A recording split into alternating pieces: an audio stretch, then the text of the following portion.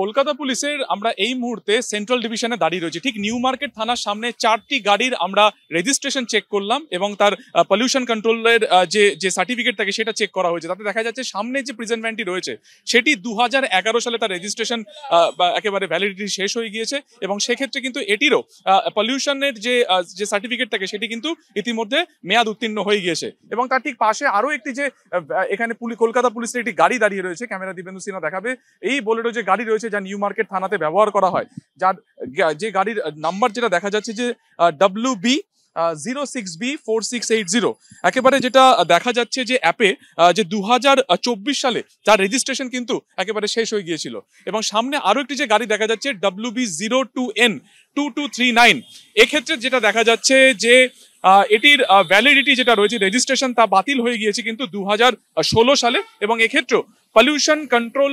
যে সার্টিফিকেট থাকে সেই সার্টিফিকেটেরও মেয়াদ কিন্তু শেষ হয়ে গিয়েছে। ফলত প্রশ্ন উঠছে, গতকালকে বাসন্তী হাইওয়েতে শওকত মোল্লার কনভয়েতে এক নাগরিকের মৃত্যু হয়েছে, তারপরে কিন্তু প্রশ্নটা বারবার উঠে আসছে যে কলকাতা পুলিশের এই মুহূর্তে যে সমস্ত গাড়িগুলো ব্যবহার করা হয় তার অধিকাংশরই এই মুহূর্তে কি স্ট্যাটাস রয়েছে, অর্থাৎ সেগুলো রেজিস্ট্রেশন বাতিল হয়েছে এবং সেটার যে দূষণ নিয়ন্ত্রণের ক্ষেত্রে যে সার্টিফিকেট ম্যান্ডেটারি হয়, যে কারণে কলকাতা পুলিশের তরফে আম জনতাকে